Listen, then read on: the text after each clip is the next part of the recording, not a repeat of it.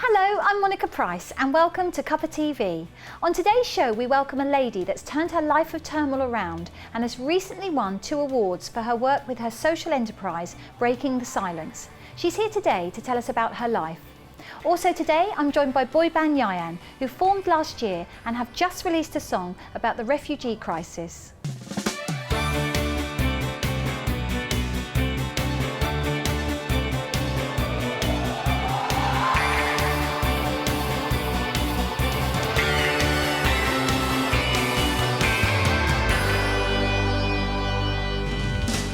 My first guest is a band that have all known each other since their school days and will be seeing their latest video, Place of Nowhere. We welcome the band Yiyan. Welcome guys, welcome to Cuppa TV. Thank you. Your first TV appearance? Yep. Yeah. Fabulous that you've joined me. So guys, you're all a young band, you've all known each other for quite a long time. Yeah. Yep. So just tell us a little bit about, first of all, let's introduce ourselves. So introduce yourselves to me. I'm Alex, the lead singer and guitarist. Connor, I play guitar. And I'm Martin, I'm the bassist. Sam, the drummer. excellent. Now we're going to be seeing your video of it later on in the programme, but Alex, just tell us a little about, you're the lead vocalist and you wrote the song that we're going to be listening to a little bit later on. How did you all get together? Well, these three have been at school together, high school, and then I came into the sixth form, we all met and we all just became good friends, and we were just jamming together. I mean, they knew that I wrote songs and they were in a band, but I was just helping them out with another song. And it just kind of all came together. Did it just kind of gel? Yeah. I mean, what did you think about it? Well, did you think, well, I'm going to be in a band, or did you think? I think it was just a bit of fun when we first started, but it didn't really go that well. And then Alex was like the missing thing that we needed to properly write stuff. And then The missing link, Alex. You were the missing link. And then it kicked off a bit, and then we just started writing stuff, and then it. Fantastic. And you've only been together since November, November last year. Yeah. So, and again, had you been in any other bands before you got together? Yeah, with this we one? were, me, Connor and Martin were in a band, Yeah. and we were awful. Yeah. That's honesty for you, Yeah, Sam. Yeah. Honesty is the best, because we were terrible. Yeah, And I saw them play. it's because we didn't practice at all. No, never. Yeah. But now that we've got Alex, we're actually all right now. Do you feel that has kind of been the missing link? Yeah. Yeah. So it's good. No pressure, Alex. I mean, You are that link. I had no one to play with, which was sad. I had lots No of one wanted him. ideas, but no one to play with. Yeah. And I mean, I did a few little performances on my own or with other people, but I mean, once we got together, it was all very committed, so it was really great. Yeah. And I mean, when you sort of first looked at music, is it something for you, Alex? Is it something you've always been into? Have you always written your own songs? Yeah, I started off playing the piano from a young age, and then I played the guitar and the drums, and then eventually I just made my own tunes and stuff. And when I realised like I could write some songs, I thought, oh, you know, I really want to do this. So I've always wanted to do it, really.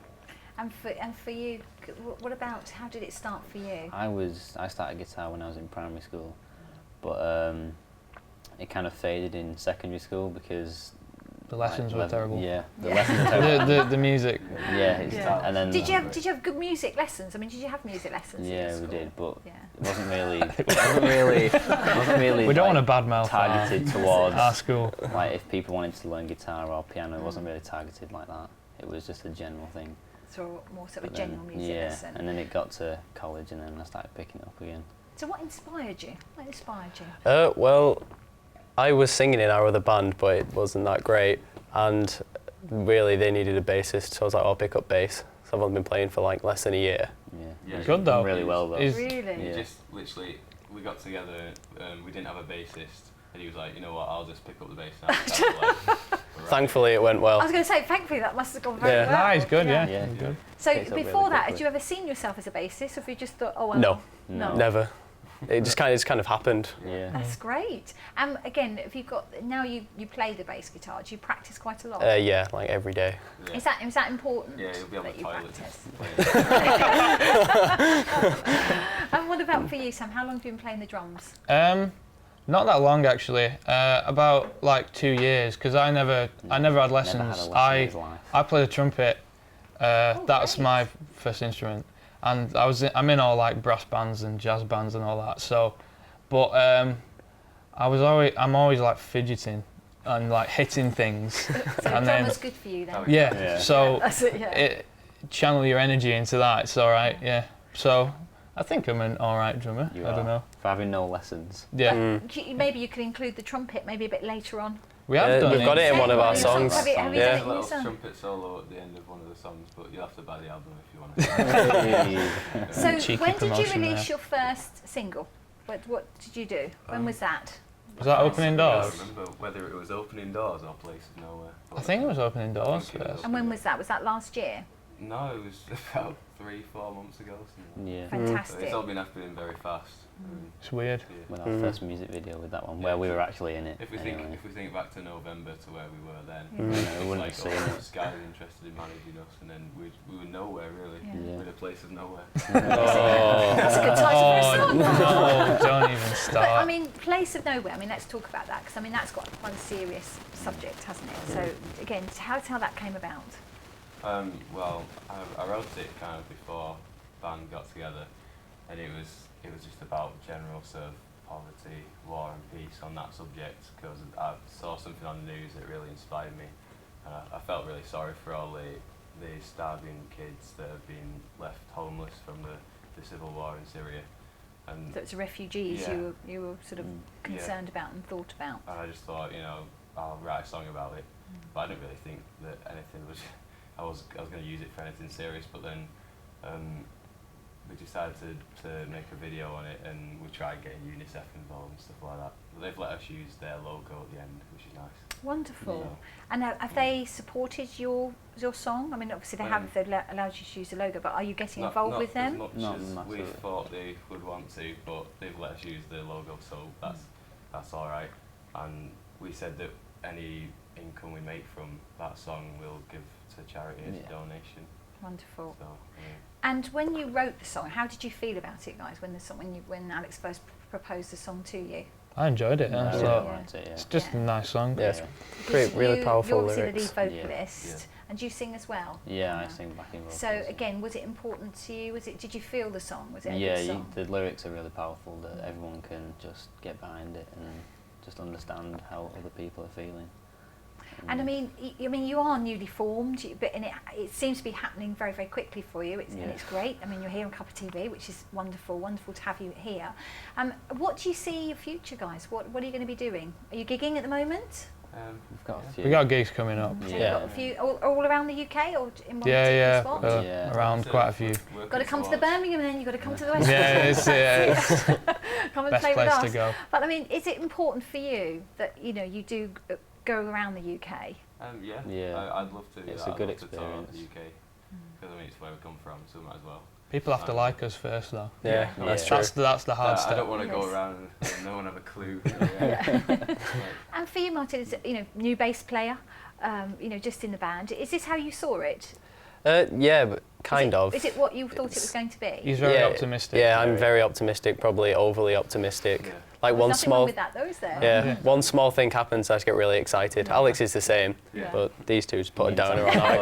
our Just excitement. realistic. I mean, come grounded. on. It's like the yin and the yang, isn't it? Yeah. Yeah. It balances out. Yes, you've got the realists and the idealists, Yeah. which is wonderful. But for you though, Connor, is it when you're singing? Have you, because this is a very new band. Yeah. Have your voices? I've heard you, but obviously our audience hasn't heard you yet. And you've got a sore voice today, so unfortunately that's why you couldn't do an acoustic Too many version J2 for Ls. us. But is it important that you practice and Yeah, become definitely. better? Yeah, because Yeah. I Never have didn't- enough At practice. first, Yeah. the backing vocals, it was kind of hard to get them to gel together Yeah. properly when we're playing live. Because our voices are a bit different, but but we've we've like kind of- merged we've together a bit. both- Yeah, we both sort of adjusted Yeah, in respect to each other. That's So, great. but it does take a lot of practice. that you I'm the have to- judge of him. Are I you just the sit. judge, sir? I don't sing because I can't. I just sit there, and if it's bad, I'm like, he still oh, wants a, he still wants a mic though to. yeah. Yeah, 'cause he doesn't shut up. So, I mean, what's the future then, guys? I mean, you're gigging, you've got this release, this has just been released. Yeah. What's the future, do you think? Well, we're working towards a record deal at the Yeah. moment, so there's quite a few people interested. So we're Well, we going have to to be doing a gig impress. in London, and to see how that goes, and maybe we'll get signed, maybe we won't, and we're just hoping that we'll get signed and we'll just progress from there. And how do you describe, if you had to describe your music, how would you describe it? It is quite... Bad. This is the worst question. That's though, not a isn't good it? answer. You're right. It's quite varied.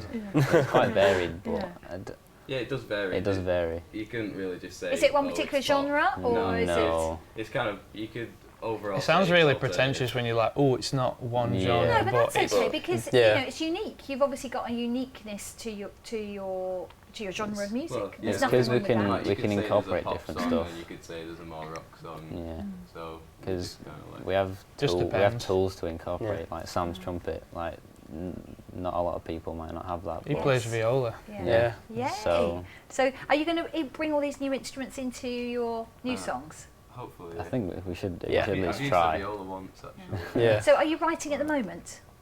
He always- Yeah, never stops. Yeah. I just spit it out all over the place.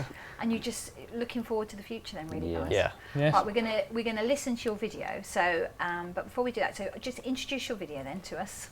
This is Place of Nowhere, and it's footage of the poor refugees that have been made homeless or they're starving from this Syrian crisis. Okay, that's brilliant. Well, guys, it's been a pleasure to meet you. Thank you so much for coming on Cuppa Thank you TV. for having I us. wish you all the best for the future. Thank you. Thank you. That's it. We're going to take a quick break, but come back and join us after the break. And for now, we're going to listen to the new video.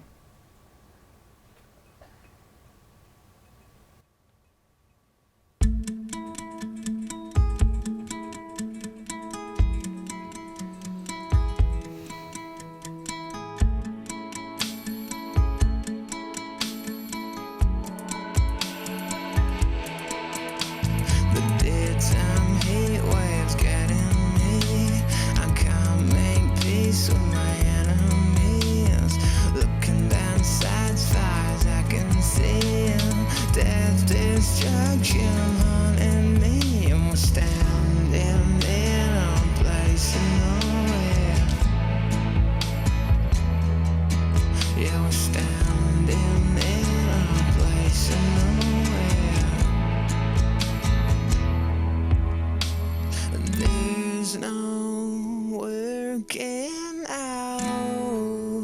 We're gonna have to fight, even if it's not right. I will show you how. There's no stopping now. We're standing in a place of nowhere.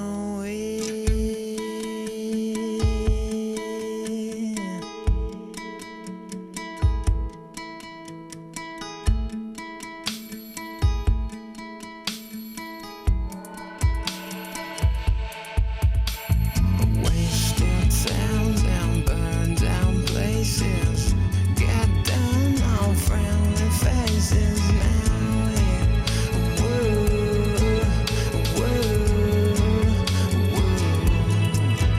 People running around at their own paces, out of way and out of spaces now. Yeah.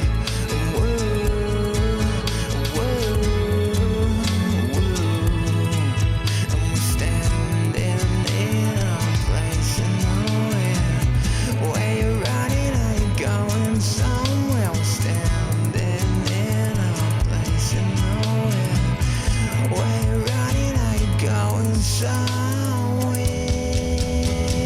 There's no working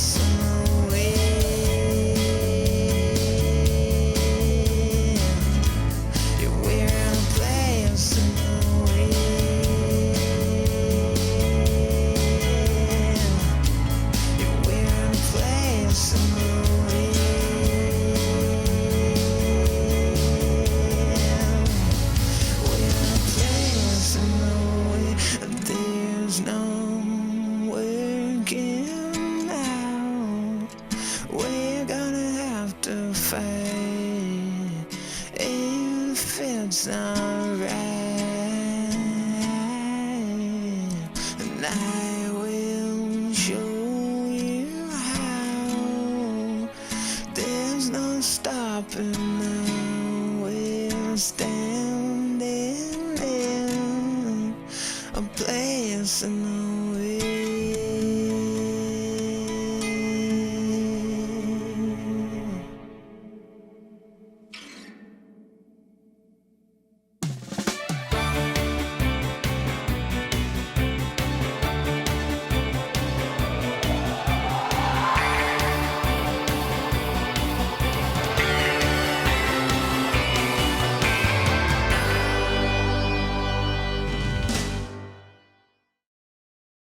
Welcome back to Cuppa TV.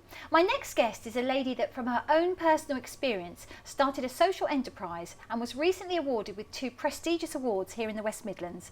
We welcome back Raj Holness, Director of Breaking the Silence. Raj, thank you for coming again. Thank you onto for Cuppa having TV. me. So wonderful to see you, Raj. We had Thank such you. a good response to the last time you were on the show. I wanted to invite you back to talk a little bit more and in depth about, you know, your story and obviously your social enterprise. Thank so Raj, you. let's go right back to the beginning if I may. Yes. Tell us your story. Where did it all begin for you? Okay, mine started obviously from when I was born.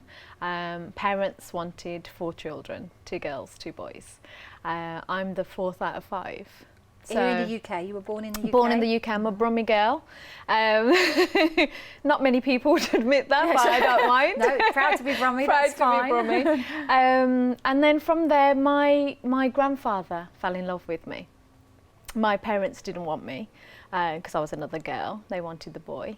And thankfully for me, my grandfather loved me. And because he loved me, we're taught, especially in the Asian culture, we respect our elders. So because he loved me, everybody else had to at least pretend that they liked me. And that suited me okay, because he kept me safe. And then he died when I was 5. And it felt like the whole of hell had literally broke loose in my household. Everything that I had known had gone. And now everything's completely changed. So, you know, it's grown up being told that I'm the extra person in the family, wasn't wanted. I'm the most palest out of my family, so I'm the most ugliest. And so you've grown up with these words that eventually become quite powerful when you hear them long enough. Hated myself, hated my life, started to get sexually abused, which started with my cousin and escalated to members of my family. Again, in silence, you know, you're taught that you don't talk about things that go on in the house, and everything was very secret and hush-hush. And how old were you then? It started from when I was about 7 and escalated literally till I left home. So the abuse got more severe, physical, emotional, sexual. Tried to kill myself I don't know how many times. Thankfully, now, I'm grateful that it didn't happen. But at the time, really not understanding why it was happening to me. Why me? That was always my question, why me? And we're taught that, you know, we believe in reincarnation. So I always believed that in my past life I must have been really bad. So I've just got to clean the slate, and then hopefully in my next life I'll come back in a better life, hopefully a different family. But that's how I grew up. It was very dark. Traumatic. Yeah, dark, morbid, went to school, nobody knew. If I was covered in bruises, I would get a letter given, so I can't do PE, etc. So I knew how to keep the secret. And was it just yourself, Raj, and your family? Yeah. How did that make you feel, knowing it was just you? Even worse about myself, because then I must be wrong. It must be my fault. And you're taught that, so you believe it. You know, both my sisters were fine. They got an odd smack here or there, even my brothers, but not to the point where mine was. Eventually, you know, you heard of arranged marriages. Well, they decided when I was 18 that I'm going to get married. I thought I was. Arranged marriage. It was an arranged marriage. They found a guy from India for me and told me that. I was basically told, right, there's a guy, and he was my sister's in-laws family. So you never met him? Never met him. Spoken to him? I was told he was tall, dark and handsome. And that's it? based on people's interpretation. But yeah, that's all I knew. My family had gone ahead, and then I literally got to the airport. My dad found an Asian family that were going to India also, and just said, that's my daughter, make sure she gets to India, and that was it. So you were put on a plane by yourself? Put on a plane, never travelled anywhere, never must have further been than traumatic. London. Just, just that plane journey. Yeah. And also with your state of mind from what you've gone through as a child. Yeah. Did you see that as maybe an opportunity at the time? Were you thinking this might be an opportunity, or did you know? No, it's India. And there was no way. I asked you that question because viewers who don't understand, Yeah. and maybe are thinking, No. how the culture, how your culture works, Yeah. and how people perceive it. Well, it would have been that he would have ended up coming to England, which then would have meant that we would have lived together, whether it was with my sister's household, her and her in-laws, which wasn't the most ideal. And it wouldn't have been so bad, I think, if he was what they had said he was going to be, which So was you got all on the dark and flight. handsome.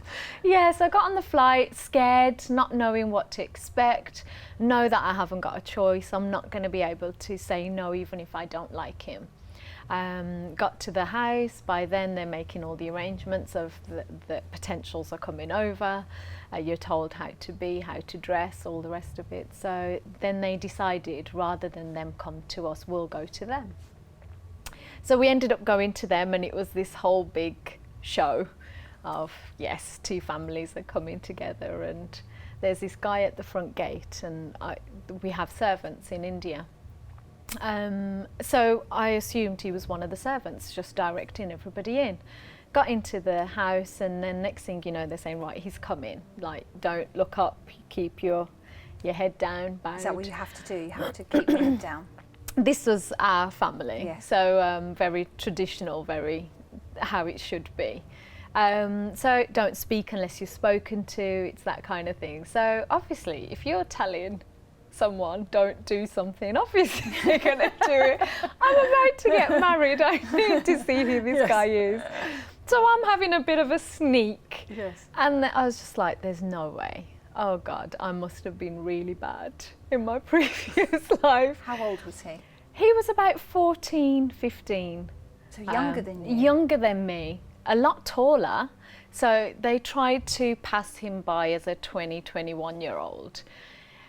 He looked 9, just on extremely long legs. So it was like, this is just not going to work. And knowing that I didn't have a say, he sat opposite me, we tried to communicate, it didn't work. So it was like we were both speaking two completely different languages. And then, because I didn't deal with reality very well, I tried to convince myself, okay, Raj, you've got to get this to work. So how is this going to work for you? And me being me was like, okay, well, clearly I'm going to be wearing the trousers in this marriage because he doesn't understand anything. So I'm going to be able to do what I want, say what I want, and I'll be okay. And in my head, I've got to try and make a bad situation good. And good for me. I can see that, from just telling your story, because you've Yeah. got this amazing humour Yeah. about you, Raj, which is such an endearing quality. And for all that you've been through, Yeah. it's even then, when you were younger, you've had this strong spirit Yeah. to get through what you had to get Yeah. through. So what happens then? Do you get married straight away? How does it No, work? they took pictures. So it looked like I'd came on a family holiday and we've both fell in love and now we want to get married. So they're trying to apply for a visa for him. So we've come back home, they're sending all the paperwork and all the rest of it. So I have no say in nothing. Don't know what's going on other than the fact that they're preparing for him to come. And I remember we used to have this prayer room, and I would sit in this prayer room praying to any and everyone that would hear me. And as a Sikh, we have 10 gurus that we basically take instructions from. So I would sit there praying to everyone, even down to the Hindu gods, because I don't want to miss anybody out. Like, please don't let this happen. And the more that I prayed, the more that it felt like it was going against me. because now they're making arrangements Yes. for which house we're going to live in and when we're getting married, and this was like, no, this can't happen. And I remember just complete desperation, ran into the prayer room, sat down, and I just went, God, if you're real, please don't let his visa come through. By the next, I think it was the next day or 2 days, within 2 days, I think we found out his visa got declined. So I acted a bit sad. Yeah. Went in the prayer room, and I think I must have broke out in some praise dance, just high-fiving everybody that was in there, every image, anything you could possibly, because for the first time, somebody's listening to me. One prayer has got answered. That must have been very empowering. Oh for you. my gosh, that was it for me. Then it was just a matter of, right, narrow down who it was. So I know who to target the prayers to. But that was amazing. Just the sense of, wow, I've got out of this, not knowing that I hadn't. My family had come over, my mum's brothers. So they'd come over, and it was always a family affair. Anything to do with our family was always us. And that's and quite, again, that's a traditional thing, isn't it, Yeah. as well? So my uncles had come over, and there was just this atmosphere, and you sense when it's going to be bad. So the atmosphere is there, so I always knew, stay away. Don't open your mouth, don't do anything, just go in because we had a family business, go in the shop, run that. Next thing you know, I'm hearing my uncle scream my name. So you know something's happened. So I've ran in because I'm thinking, oh my gosh, what have I done now? And he just went, the house phone's not working. Why isn't it working? I didn't answer what I wanted to answer, so I thought I did really well. I was like, so I have no idea why the house phone would not be working. And it just so happened that the phone had come out of, the lead had come out of the socket. Yes. So I said, oh, it's just come out the socket. Next thing you know, my mum's running, my dad's running, and they're all like starting to cuss me. And she's always been like this. She talks back, and since she started work, it's like she's turning into a white girl who will answer her parents back. So you're like, well, firstly, the company that I'm working for are all Asian, so that doesn't make any sense. So I didn't say anything, and next thing you know, I remember my dad starting to really swear at me, and I just turned to my dad. I said, all I said was the phone isn't working, and the next thing I know, Raj, we're going to have to leave it there just for a second. Stay there. Stay with us. We're going to take a short break. Come back and see us in just a minute.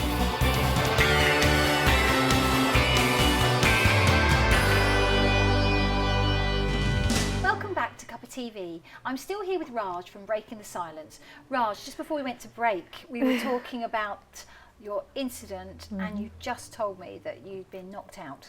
So you were in your home. Yeah. You were on the floor. Yeah. What happened then? So by then, my uncle's basically having a field day while my family are standing around watching. So nobody's really coming to my aid, but it's acceptable that he's beating me. Then the next thing I know, they've left me on the floor and they've all gone to the pub, as in the men. So I'm lying there on the floor now. My mum eventually says, get up and come back into the kitchen. So I managed to get up. It took me a while. I dragged myself into the kitchen, and she just said, you should not answer back. And by then you learn to just go, okay, because there's nothing that's going to happen. Had you done anything wrong at that point? No. Other than just say, oh, it's just the leads lead. come out the socket, that's all. And but by then you're used to it, and that's sad. I was going to say, did it become normal Yeah. for you? Did you feel that this was happening in every household? Yeah. Do you think this was the normal behaviour? Yeah. At least somebody in every household is going to experience what I'm experiencing. So it's okay. It's what happens in, and I just put it down to what happens in every Asian household. Raj, deal with it. It's been going on long enough for you now to be able to be okay with it, and you accept it. So it becomes your identity, that if you don't get slapped about, if you don't get abused, then you're not doing something right. And that's messed up if your whole mindset is turned upside down and inside out. So what is technically wrong Becomes your right. becomes your right. And that's a hard nut to crack. That's hard to break, is something that you've then instilled in your mind, and you've trained yourself to function in that way so that you live. So even though everyone's trying to kill you, you're surviving because you've turned it all around. And during this time, were you educated? Did they Yeah. allow you to go to school Yep. and become educated? Yeah, was in school as normal, would be timed to get there and back. So as soon as the bell was done, you would have to run home because I think I had 15 minutes to get home. So if I was later than 15 minutes, I would get beaten, or I'd have to explain what it was that I was late for. It'd have to be a good enough reason. So that became Your norm, Yeah. really, your normal life. yeah. So after that beating Yeah. and the visa being declined from your first arranged marriage, what happened then? While my uncle was beating me, actually disclosed that I was gonna still get married to this To the same child. child. Yes. Can't even call him an adult, he was a child. I was still gonna get married, but they were gonna take me to India, marry me off there and leave me there. And at that point I believed him. I knew that they would do that. So they took me back to their house in Birmingham, because at the time we were living in Warsaw, and they kept me there because I was battered and bruised. So anytime they beat me up too bad, I would go back to my uncle's house until I looked normal again, and then they would send me home. So after about a week or so, I think I stayed with them, week and a half. They sent me back home, and that's when I realised, you've got to get out. And by then I was working, and I went to work as normal, and then I just never came back home. And I left and I stayed at a friend's house. And who how was- old were you? I was How old were you? 18. 18. And she was also around my age, but she was Asian also. And I remember her calling her parents and just said, my friend Raj is coming to stay with us. And they were like, yep, that's fine. And I think that at that point, I started to question what was happening in my house, because here you've got an Asian girl who is having a complete different experience to what I'm having. And my family would never take a stray in. And they've taken me in, and not only have they taken me in, they're loving me just as much. And they knew what you were going through Yeah. in your family? Yep, so the police were coming to the house every day, and they were calling me, and look, your family are calling every day, just please, just meet them. Because by now it's nearly a month that I've stayed away from home. I'm enjoying the freedom. Yes. I'm enjoying going out and doing what I want to do, and there's no fear of who's going to come and invade me, who's going to come and beat me, who have I got to hide from. I'm free for the first time. Met my boyfriend at that time, and I'm enjoying being away from home, missing them, because in a messed up kind of way I loved them. They're still your family. They're my family, and that's all I know. So I'm enjoying it. Was a bittersweet time, enjoying being out, but this vacant feeling now in my life that I have no family. Because you've been so used to the years of abuse, Yeah. it became the norm, as you Yeah. said. So coming away from that, you probably felt like a bit of fish out of water. Yeah, almost. and it literally did. So I'm dabbling in everything and anything to try and fit into this new lifestyle that I now have, and not quite fitting because Raj isn't herself. And eventually I agreed with the police to meet my family, just to get them to stop calling. Met them at the police station, and you could just basically say they put on a show. My mum came in, my dad, and I think it was one of my cousins, and my mum's literally all over the floor like it's a funeral. So she's put on a show, and I'm kind of like, yeah, used to you by now. But it was my dad that got me. So my dad came and he threw himself at my feet, and he started to cry and actually tell me that he loved me. And now that was the first time I'd heard my dad say that he loved me. And how did that make you feel? I'd already packed my bags in my mind. I've already packed and I've moved back home, because all my life that's all I wanted was to be daddy's girl, trying to prove to him that I can be everything that he wants me to be. So by the time my dad's got off the floor, You were ready to leave. I'm done. Did you go back? I did. I went back home, and the day before I went home I had a call, and it was a warning not to come back home, being told that they'd planned how they were going to kill me because I'd dishonoured them. But I'm not hearing anything because my dad said he loved me, and nobody's going to tell me any different. And I went back home and I got my friends to call my house every day at different times when they knew I'd be at home, pretending to be the police, so that if they didn't get hold of me, they knew that they'd done something to me. And my friends faithfully did it for about a year. Really? They called my house every day. And because of that, my dad never touched me. He couldn't even swear at me. He didn't do anything. And you could see that pent-up anger that he had then, because now there's no let out. There's no punching bag. He literally can't do anything. So by then, my second attempted marriage came on the scene. And this time they got a guy that was a lot older, and from the UK. Yeah, we'll leave it at that. So by now I'm engaged, full-on engagement. Wedding plans are done, and 3 months before my wedding, my mum convinced me to get what she thought were the police to stop calling the house, because if my in-laws are coming to the house, it doesn't look good. If the police keep calling, how are they going to explain that? So I believed them, and there's nothing that they're going to do. 3 months before the wedding, invites have all gone out. There's no way they're going to touch me or harm me in any way. So reluctantly, my friends stopped. Within a couple of days of them stopping, I believe it was about a day of them stopping. Next thing I know, I'm in hospital. My dad beat me and nearly put a brick to my face. By then we'd bought a house next door, so we'd just knocked the wall through. And he decided, today I'm going to kill you. And he just said, I hate you, I hate you, I hate you. And I remember lying on the floor, and he's on top of me by now with this brick. And I see the brick, but I think what hurt most was the hatred that I saw in his eyes. And I remember lying there begging my dad at that point, kill me. I want to die. Please let me die. And by then, I think my mum must have thought, oh my gosh, this girl's gone crazy.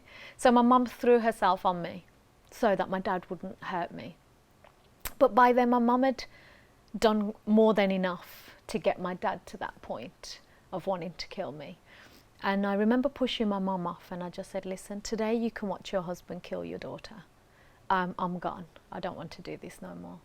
And I believe I got to a point where the thought of getting up and brushing myself back off and standing smiling was too much work.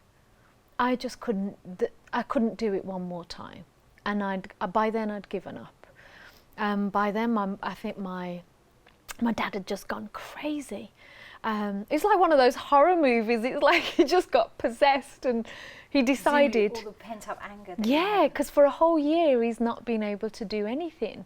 And by then he's going crazy. My sister-in-law begged me, listen, if you love me, get up. And that's the only reason I got up. And I remember thinking, how am I going to get out of here alive? And then I just thought, phone, upstairs in my parents' room. So I'm running up the stairs by now. And it's like a herd following me, literally.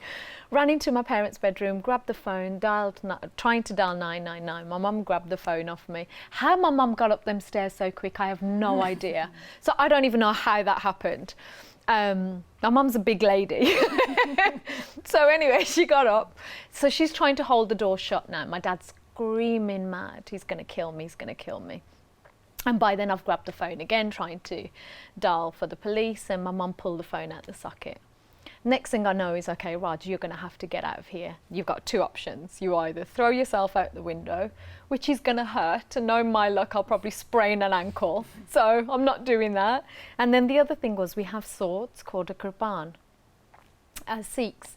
And my parents had it behind the headboard. And in my head, I just grab the sword, pull it out of its cover, and just kill yourself. Like, it'll be quick, it's sharp. You won't feel a thing, hopefully. And I'm convincing myself to just end it. And I remember grabbing the sword. By then, my mum had grabbed me. by then my dad's broke the door down and he's literally like Kung Fu movie, done a running dive on me and just started to punch me. And I'm unconscious by then. In and out of consciousness, my uncles have turned up, and then next thing I know, my mum and my uncle are trying to drown me in the bath. My dad's literally gone crazy, like he wants to kill me, and my body had gone into shock. And all I felt was like my nerves had just seized up and I'd gone tense. So I couldn't even bend my hands, I couldn't do anything, I couldn't even move. And thankfully, because of that, they couldn't get me in the bath because I was So you got into rigid. a spasm. Yeah. So eventually my brother came and they'd locked the bathroom door because they'd said they were going to splash water on me because they thought I'd taken drugs, because they'd never seen what was happening to my body. So they just, yep, you know, she's taken something and that's why. So now we're going to beat her and ask her who her drug dealer is. So it just become like a circus, literally. Eventually my sister-in-law begged them to call the paramedics. They're having a debate while I'm in and out of consciousness of whether they should call them. And then next thing I remember them going is, okay, yeah, we'll have to, because where would we hide the body now if she died? And that's the only reason they called the paramedics. So You went into hospital. yeah, went into hospital. Long story short of that, I managed to get out. And I left home, went into, a friend of mine had taken me to a police station. And then I got into the police station and told them what had happened. They'd taken pictures, wrote a report. Do you want to press charges? And I'm thinking, charges? Court? My parents locked up? No, I just want to get away. So even after all that you've been through, Yeah. you were still protecting your parents. Yeah, because they're all I have, they're all I've known. And as messed up as they were, I couldn't imagine them being locked up. But it was okay for them to nearly kill me. But at that time, I'm so afraid that they're going to come into the station and they would kill me. The police then put me in a battered women's home. And that was a shock to my system because I didn't know where I was going, what the place would be like. I'd never even heard of a battered women's home. What is that? It doesn't even sound good. And then I remember being there, and it was quite early hours in the morning. I think by then it was about 2-3 o'clock in the morning. So everyone obviously sleeping, it's dark. I've got in there and the lady that was there escorted me to my room, and I remember just sitting in this room and I just broke down, because that for me was, what have you just done? Because within minutes I'd just made myself an orphan. That's it. There's no way I could ever go back now. That door's closed. And that was hard to know that I'm sitting here now as Raj with no identity, nobody to belong to, and I'm alone. And even though I had my boyfriend at the time, but it's not. You had no family. Yeah. You felt you had no family. Yeah, and that was really tough. So I was in and out of women's refuge. Family kept finding me. They'd handed my photo out to people. They'd paid people to look for me. And thankfully for me, every time I'd got somewhere, I'd always get a call from them first to say, we know where you are, come home. And I'd make my excuses, and then next thing you know, I'm moved. Literally felt like shipped off to the next place. And that kind of went on for a little while. Suicidal all my life, even when I left home, tried to commit suicide. I just couldn't cope with And what was life. the turning point for you, Raj? Wow. A turning point was definitely when my partner had introduced me to his friends. And most of his friends I didn't like. I didn't like them at all. But it was this one friend that he kept till last. And I never understood why. And he just said, right, you're going to meet one of my good friends and he's Christian. And at that time I'm like, there's no way I'm meeting a Christian person, I'm not interested. And because I had this image of them with this big Bible and just beat you with it, you will repent. Yeah. And I was just, there's no way. And when I met him, that's when I felt this safe feeling that I'd never felt. And he introduced me and he went, right, you know, come over the weekend, meet my wife and my children. And I wasn't used to that. And these were, it was a Jamaican family. So the guys that I went out with were Jamaican. So I was used to them being homely and feeling good. I never trusted the guy that I was with, let alone this stranger. Went to their house, met the family, and the minute I met the guy's wife, she just ran over. Like, at that time you're thinking, okay, crazy woman, why is she running to me? And she just ran and hugged me. And I remember from when she hugged me, that was the first time I felt like I could trust someone. From after my grandfather passed away, never trusted anybody, never let anybody in. This is when you were very young, so yeah. that was a big thing. Yeah, and all of a sudden it was like I felt I could tell her everything of my life, and I knew that I'd be okay. Not that I did tell her anything, but I knew that I was safe, and they'd invite me to church, and I'd feel that same peace that I felt in their house when I'd come to church. And I couldn't understand that feeling because I battled with that. I can't become a Christian because I'm a Sikh girl. I'm a proud Sikh girl. I've left home, so if my parents tomorrow decide to take me in, they're going to kill me twice over for being a Christian. So I would try and convert them to Sikhism. So there was a bit of this competition, I'm going to get you before you get me. But you can't fight what's there. You can't fight peace. You can't fight love that is just so transparent and it's so tangible that there was no, I couldn't talk that away. I couldn't try and twist that around and pull it inside out like I used to do with everything. And that's when I realised, you know what, there's something here. So church on a Sunday became a bit of a fix. So I'd live my life from a Monday to a Saturday doing what I did. And then I'd go to church on a Sunday, feel all good.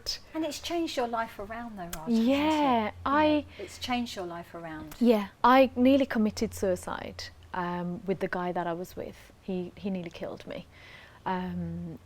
Went manic like my dad did that day and nearly killed me.